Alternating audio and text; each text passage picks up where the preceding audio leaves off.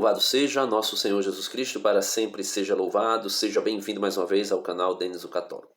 Meus amados irmãos, meditando, refletindo aqui sobre um vídeo curtinho, de 1 minuto, porém com muitos ataques à Igreja Católica, à fé católica, à doutrina católica, aos preceitos católicos, que eu queria fazer uma reflexão e mostrar a incoerência, protestante a respeito da própria regra de fé que eles dizem ter e que é única e exclusiva e não precisa de mais nada. Aí eu falo das Sagradas Escrituras. E também mostro que, não conhecendo as mesmas Escrituras, eles usam versículos fora de contexto para atacar aquilo que é a base da fé católica. A tradição, a Sagrada Tradição, o Sagrado Magistério e as Sagradas Escrituras. Em um vídeo onde o rapaz aí, protestante, que eu não sei o nome dele, também é até bom para evitar problema, em um vídeo que alguém pergunta qual a diferença entre cristãos e católicos. Veja, qual a diferença entre cristãos e católicos. A pergunta do nome dele, do vídeo dele, melhor dizendo, já é capciosa, já é uma pergunta dúbia, que já é feita propositalmente. É aquilo que era tradição, na vida dos fariseus e dos saduceus e de outros líderes judeus a respeito de Cristo. Uma pergunta sempre com a intenção de colocar uma casca de banana e de pegar Jesus em alguma contradição. A pergunta já é capciosa para diminuir, ou vamos dizer assim, desfazer da fé católica. Por exemplo, qual a diferença entre cristãos, e aí ele se refere aos protestantes como cristãos, e tem muitos aí que a gente sabe que não chega nem perto do que é ser cristão, porque está totalmente alheio às Escrituras, como eles ficam alardeando que as Escrituras é a única, e ele vai dizer no vídeo aí, e depois eles vão dizer, e católicos, como se os católicos não fossem cristãos. Então a gente já vê aqui a deturpação daquilo que é a fé católica. Então veja no vídeo aí o que é que ele vai colocar como diferença entre a fé católica, o catolicismo, a igreja de nosso Senhor Jesus Cristo, e os, entre aspas, cristãos protestantes. Veja o que ele vai dizer aí. Qual a diferença entre católicos e evangélicos? A base. Os católicos têm umas 3 bases. A Bíblia, com 7 livros a mais, a tradição e o magistério. Às vezes Pronto. Ele vai dizer aqui, ele vai dizer que a diferença entre católicos e evangélicos, protestantes, é a base. A base. E o que é a base? Ele vai dizer que a Igreja Católica tem Sagrada Tradição, Sagrado Magistério e Sagradas Escrituras com 7 livros a mais. Não. Primeiro eu gostaria de dizer que a Bíblia Católica não tem 7 livros a mais. A Bíblia protestante é que tem 7 livros a menos. E não somente 7 livros, mas alguns capítulos de outros livros, por exemplo, como o último capítulo de Daniel. Daniel, na Bíblia Católica, tem um capítulo a mais, podemos assim dizer, do que a Bíblia protestante. Por quê? Porque os protestantes tiraram esse capítulo. E outros livros, outros pequenos fragmentos de outros livros das Sagradas Escrituras, e não cabe aqui nomeá-los, porque o vídeo ficaria ainda mais longo. Então ele vai dizer que as Sagradas Escrituras, a Sagrada Tradição e o Sagrado Magistério, que é a base da fé católica, e ele diz que às vezes um contradiz o outro. Veja. Contradiz o outro, por exemplo, no culto aos santos. A Bíblia fala milhares de vezes que é pecado, mas como é uma tradição católica, eles fazem, entre outras. Por exemplo, ele vai dizer que a Bíblia fala contra o culto aos santos em milhares de textos. Milhares de textos, ele vai dizer. Só que esses milhares de textos não existem. Ele não mostra, ele não demonstra esses milhares de textos. Ele não fala quais são esses milhares de textos. E ele vai dizer, e ainda muitas outras coisas. E daqui a pouco ele vai falar um pouco sobre Marcos capítulo 13, se eu não estou enganado. Marcos capítulo 7, melhor dizendo. E a gente vai chegar lá. Então veja, ele vai dizer que o culto aos santos é proibido pela Bíblia, pelas Sagradas Escrituras. Só que ele não mostra texto proibindo isso. Ele não mostra, ele não demonstra. Mas nós temos, ao contrário do que ele diz, textos que corroboram, né, com a visão católica de que nós podemos sim cultuar os santos. E por quê? Porque existe o culto de latria, que é único e exclusivo para a Santíssima Trindade, ou seja, para Deus, o culto de adoração. E quando alguém realiza um culto de latria a qualquer outra coisa que não seja Deus, aí sim cai em pecado de idolatria. Eu tenho aqui uma série de vídeos aí no meu canal sobre pecado contra o primeiro mandamento, né? Pecados contra o primeiro mandamento. Você pode assistir aí os vídeos e você vai ver o que é um pecado de idolatria. E além do pecado de idolatria, especificamente de adoração a um ídolo, também tem outros pecados que quebram o primeiro mandamento, amar a Deus sobre todas as coisas. Só que ele vai dizer que o culto aos santos, a Bíblia condena. E como a Igreja Católica faz uso da tradição, a Igreja acredita, mesmo que a Bíblia condena, segundo esse irmão aí, a Igreja continua fazendo porque é uma tradição deles. Mas ao contrário, veja, as Sagradas Escrituras traz para nós o culto aos santos, porque o culto aos santos é nada mais nada menos que um culto de idolia, um culto de respeito, de veneração, um culto de reconhecimento das práticas heróicas desses homens, homens de Deus, que já herdaram a salvação. E herdaram a salvação porque, para os protestantes, infelizmente, para os protestantes, alguém que morre, para a maioria deles, eles vão dizer que aquela pessoa que morreu, infelizmente, a alma daquela pessoa morre junto com o corpo. Ou seja, são aqueles que não acreditam na imortalidade da alma. Ao contrário, acreditam na mortalidade da alma. Então veja, a carta aos Hebreus, capítulo 9, versículo 27, vai dizer assim: como está determinado que os homens morram uma só vez, e logo em seguida vem o juízo. Então, está determinado que o homem morra uma só vez, e logo em seguida venha o juízo. Logo em seguida o quê? Logo em seguida a sua morte. Então nós podemos ver claramente que o homem, ele não, ou melhor, a alma do homem não morre com o seu corpo. Nós podemos ver isso de maneira muito clara. Jesus, em uma parábola, mostrando claramente que depois da morte, tanto a alma do justo como a alma do injusto permanecem vivas. É o caso da parábola de Lázaro e do rico, em São Lucas capítulo 16, versículo 19 ao 31. É dito que Lázaro, que sofreu neste mundo aqui, morreu. E logo após a sua morte, ele é julgado. Ele é julgado no chamado pela Igreja Católica de juízo particular e é direcionado, vai para o seio de Abraão desfrutar das delícias eternas diante de Deus, que ali está, podemos dizer assim, numa tipologia, numa imagem, representado por Abraão. E morre também no mesmo momento o rico, que desprezava Lázaro, que era infiel, que era alguém perverso, e logo que morre, segue-se ao juízo, sentença recebida, ele é direcionado para o inferno. E ali é dito que tanto Lázaro como o rico poderiam falar, poderiam ouvir, poderiam se comunicar, a ponto tal de o rico pedir a Abraão, que representava ali em figura o próprio Deus, pedir a Deus que fizesse com que Lázaro ressuscitasse e voltasse para anunciar aos irmãos dele o castigo eterno que eles iriam sofrer se continuassem com o mesmo pensamento que o irmão, desprezando as pessoas e vivendo os prazeres deste mundo. Então, depois da morte, segue-se ao juízo. E depois do juízo, nós podemos ver de maneira muito clara no céu uma nuvem de testemunhas. Veja, é uma nuvem de testemunha. O autor da carta aos Hebreus, capítulo 12, versículo 1, vai dizer assim: deste modo, cercados como estamos de uma tal nuvem de testemunhas, desvencilhemo-nos das cadeias do pecado. Corramos com perseverança ao combate proposto, com os olhos fixos no autor e consumador de nossa fé, Jesus Cristo.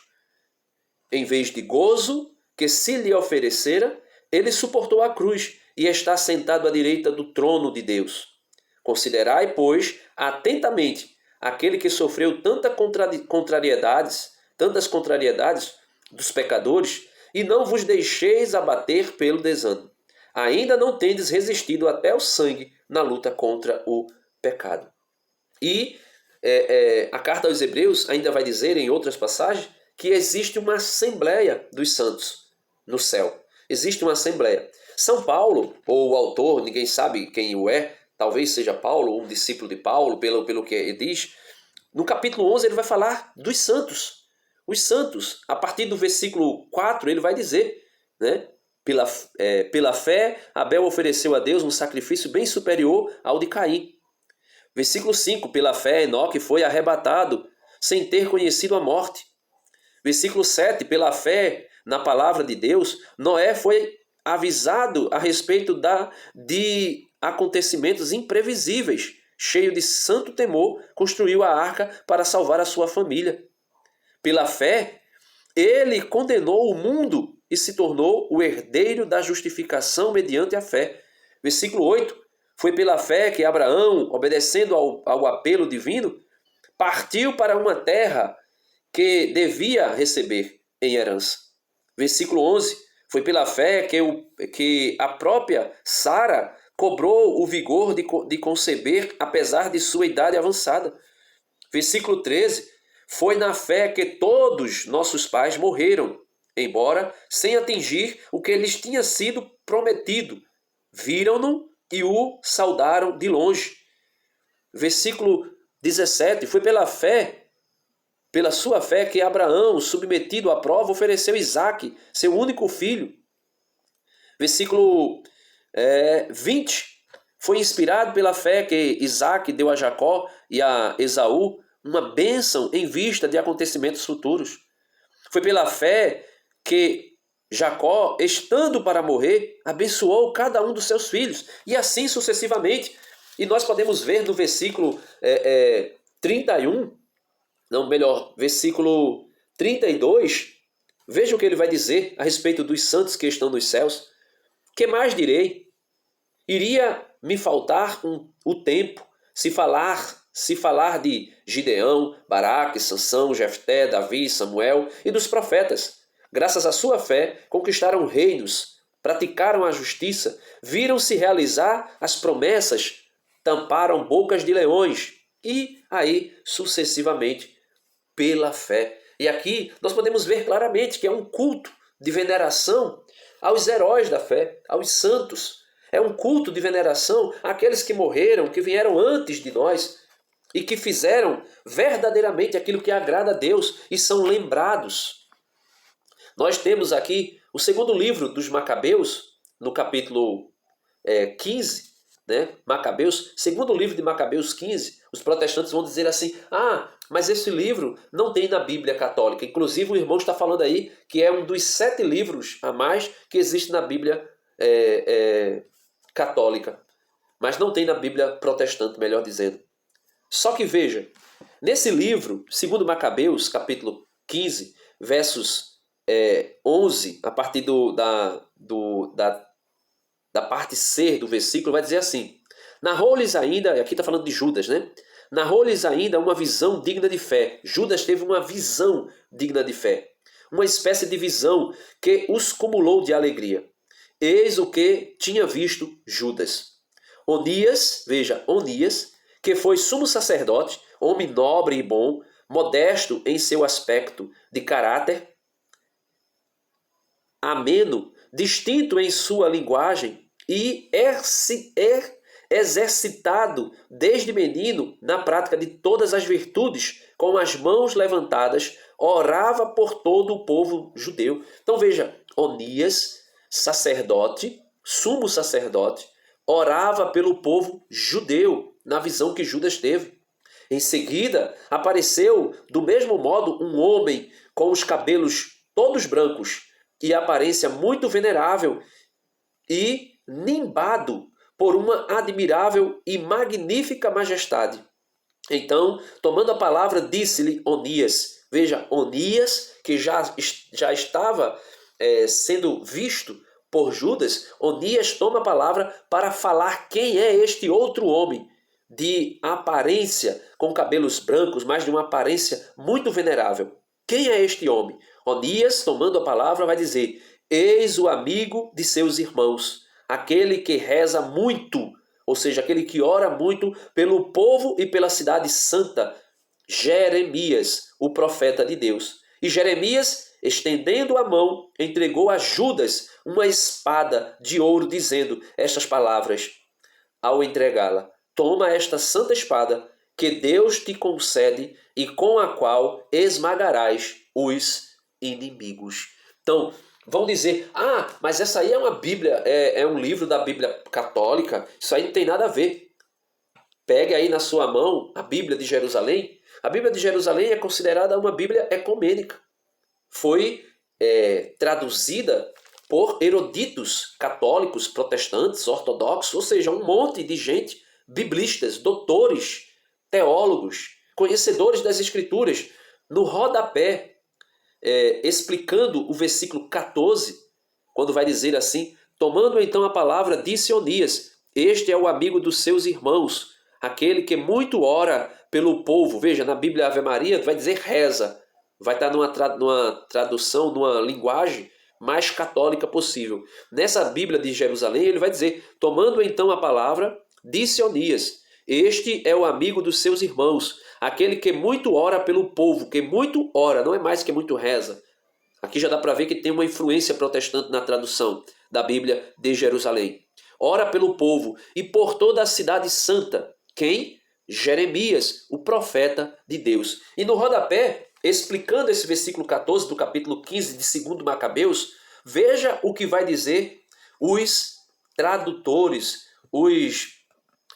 vamos dizer assim, biblistas que fizeram os rodapés da Bíblia de Jerusalém. Eles vão dizer: Jeremias, que sofreu duramente, melhor dizendo, por seu povo, Jeremias capítulo 11, versículo 19, versículo 21, Jeremias 14, versículo 15, Jeremias 18, 18, Jeremias 20, do 1 ao 2 e versículo 26. É seu mais indicado intercessor.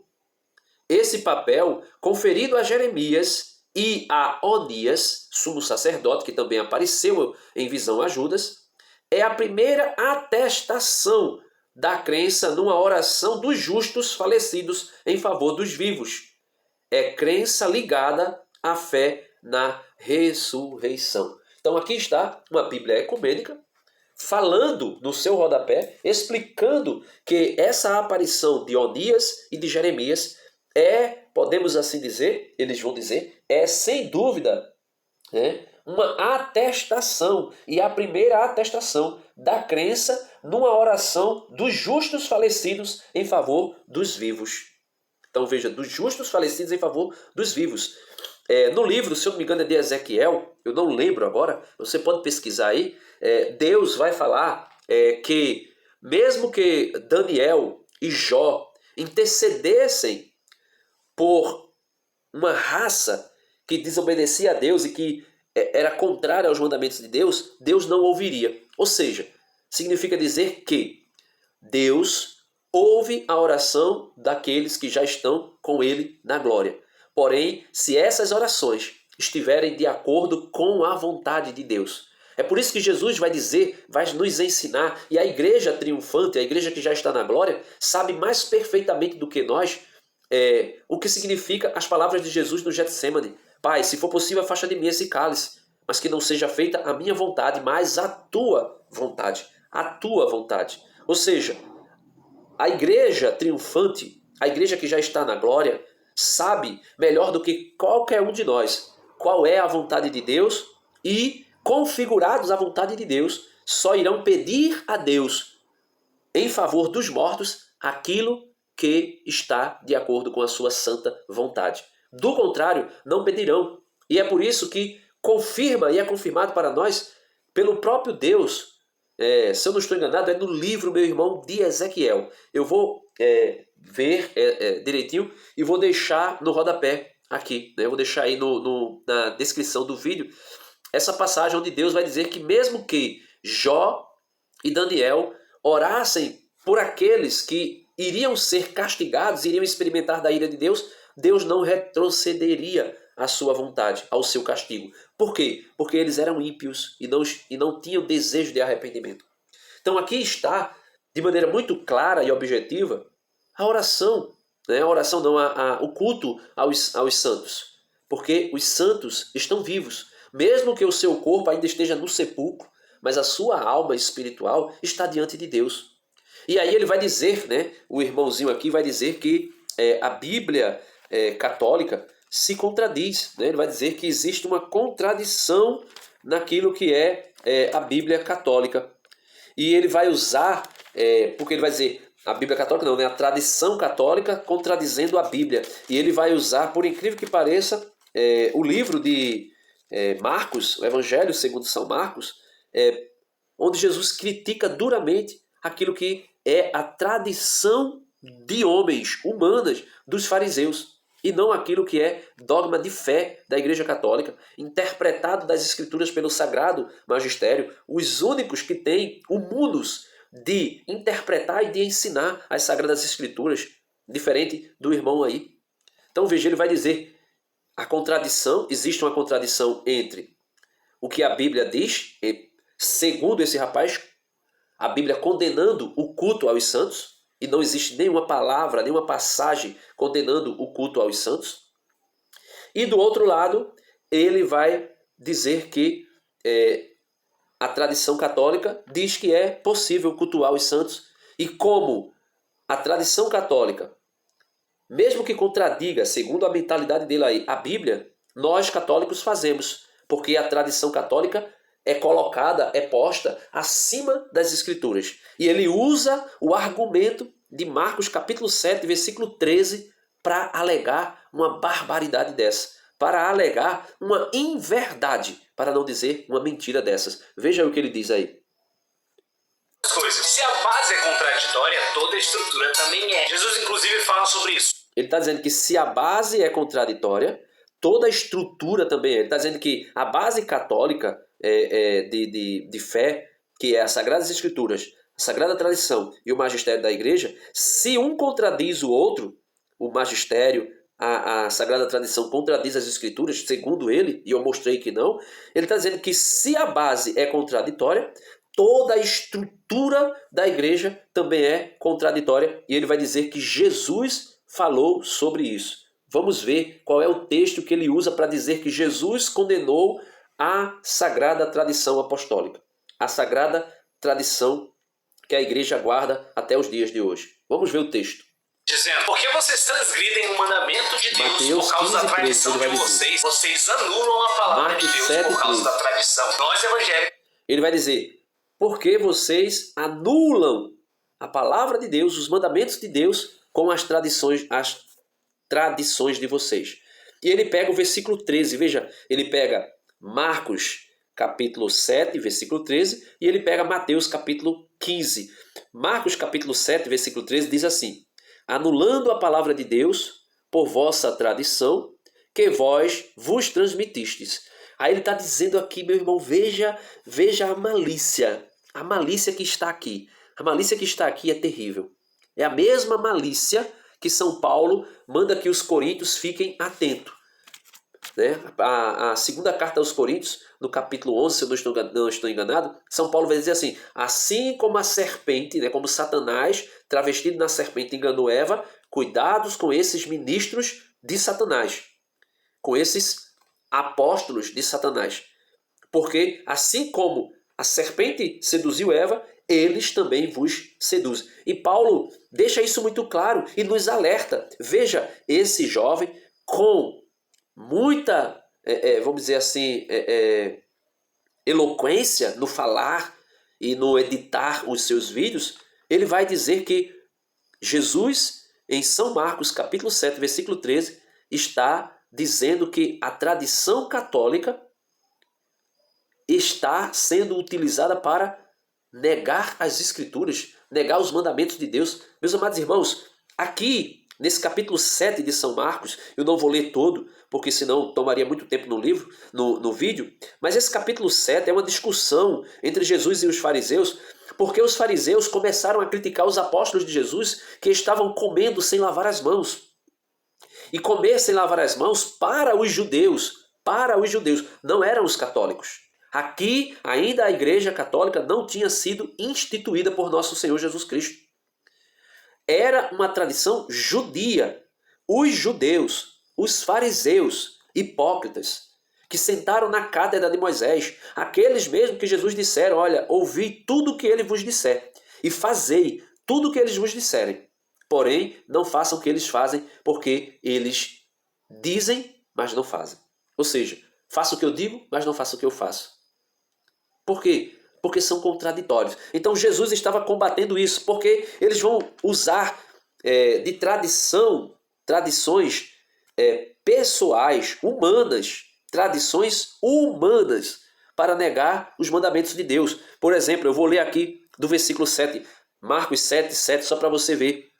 Diz o profeta Isaías, Marcos 7, 7, vamos ler do 6. Jesus disse-lhes, Isaías com muita razão profetizou de vós, hipócritas, quando escreveu, este povo honra-me com os lábios, mas o coração está longe de mim. Em vão, pois, me cultuam, porque ensinam doutrinas e preceitos humanos.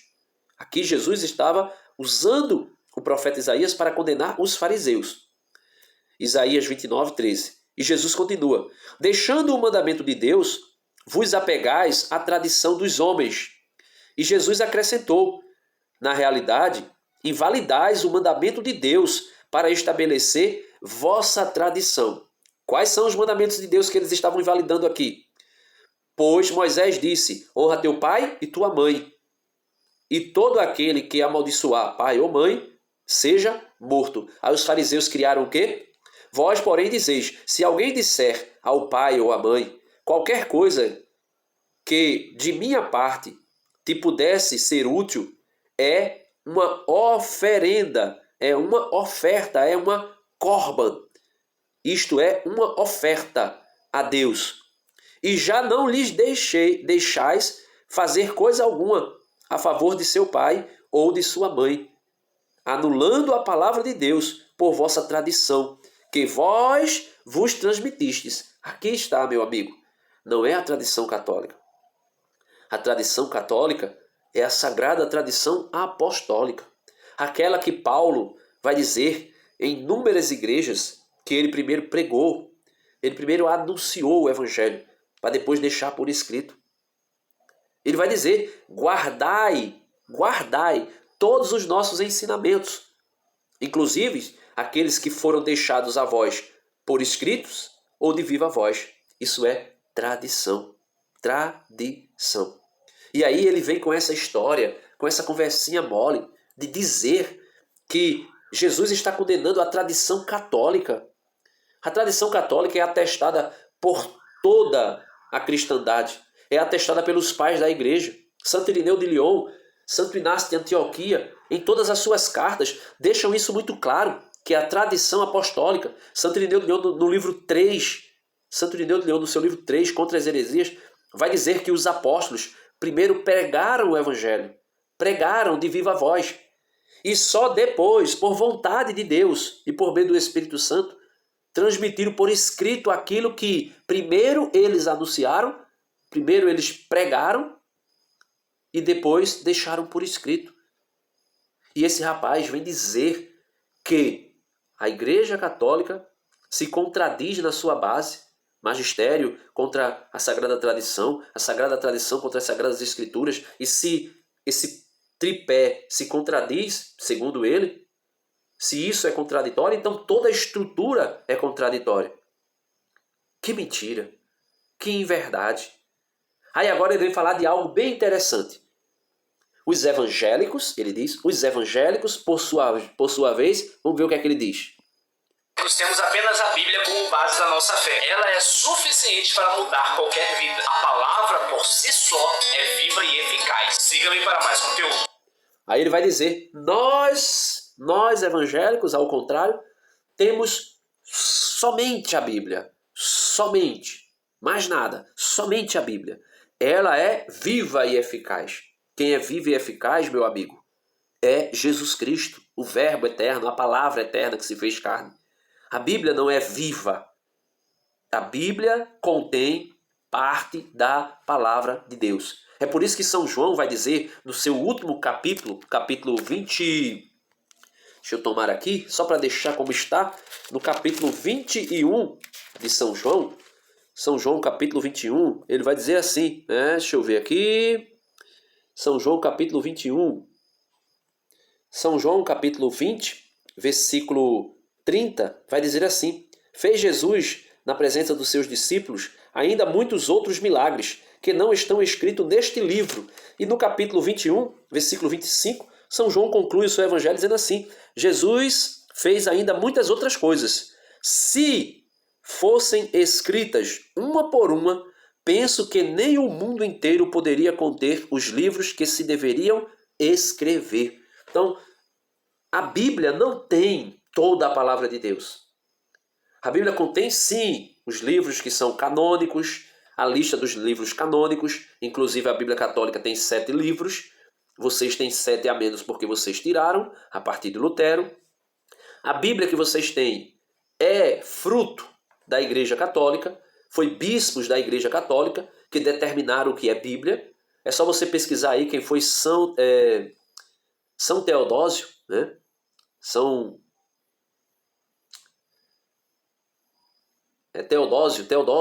São Teodósio I, e você vai ver, né?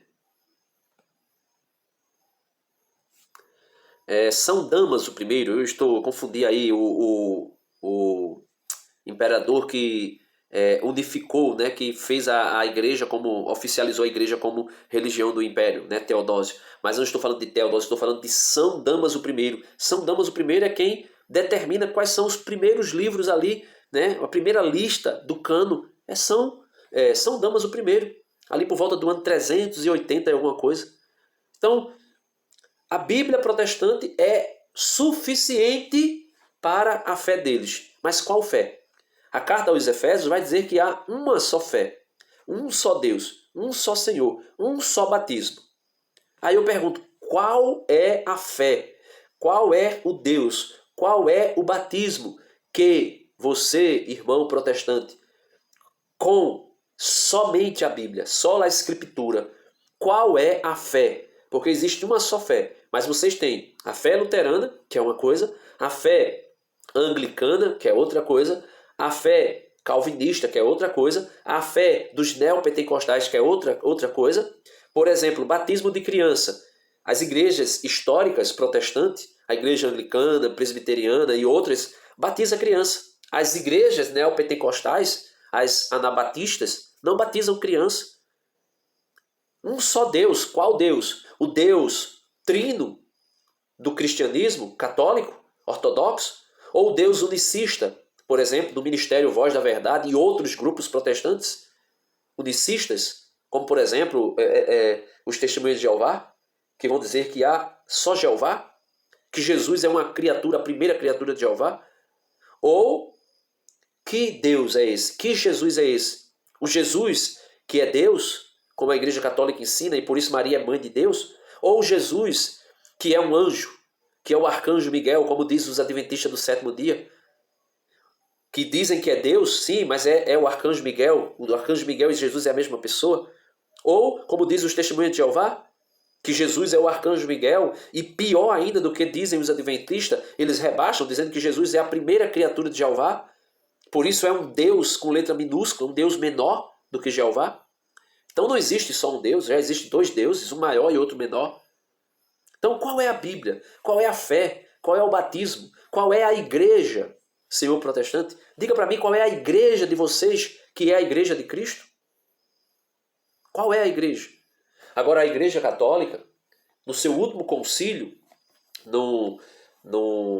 na Constituição Lumen Gentium, né, sobre a igreja, Lumen Gentium, sobre a igreja, no número 49, veja o que é que a igreja vai dizer, né, falando a respeito da comunhão da igreja, do céu com a igreja da terra. Veja o que diz. até que o Senhor venha em sua majestade e todos os anjos com ele, Mateus 25, 31, que a morte seja destruída e todas as coisas a ele submetidas, 1 Coríntios 15, 26 ao 27, muitos dos seus discípulos caminham na terra. Até que Jesus venha, muitos de seus discípulos caminham na terra. Outros, passada esta vida, né, depois da morte segue-se ao juízo, estão sendo purificados. É aquilo que a igreja chama de estado de purgação ou purgatório. Outros, enfim, já estão glorificados e contemplam claramente o Deus uno e trino, tal como ele é.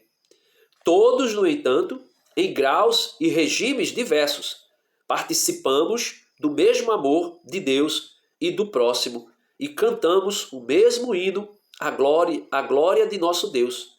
Todos os que são de Cristo e possuem o seu Espírito estão reunidos numa só igreja e ligados uns aos outros no próprio Cristo, que é cabeça desta igreja. Efésios capítulo 4, 16. A união entre os que caminham na terra e os irmãos que morreram na paz de Cristo não é, pois, de maneira alguma rompida. Não se rompe essa união. Pelo contrário, é até mesmo fortalecida de acordo com a fé da igreja pela comunhão dos bens espirituais. A intimidade com Cristo dos discípulos que estão no céu confirma a igreja na santidade, torna mais digno o culto que ela presta, a igreja militante, a Deus na terra e contribui ampla e variadamente para seu crescimento. 1 Coríntios 12, versículos 12 ao 27. De fato, os que alcançaram a pátria e estão presentes ao Senhor, 2 Coríntios 5, 8, por ele, com ele e nele, intercedem continuamente junto ao Pai. Fazem valer os méritos que obtiveram pelo único mediador entre Deus e os homens, Jesus Cristo, o homem. 1 Timóteo capítulo 2, verso 5. Por terem servido em tudo ao Senhor e completado em sua própria carne a paixão de Cristo em favor do corpo que é a igreja, Colossenses 1, 24, sua fraternidade solícita é assim um precioso auxílio para a nossa fraqueza. Amém, amém e amém. Então, não tem como os protestantes argumentarem contra a Igreja Católica, pois ela é a única e verdadeira igreja de nosso Senhor Jesus Cristo. Amém. Deus abençoe você. Curta esse vídeo, se inscreva no canal se você ainda não é inscrito, compartilhe esse conteúdo e vamos ajudar a evangelizar. Amém.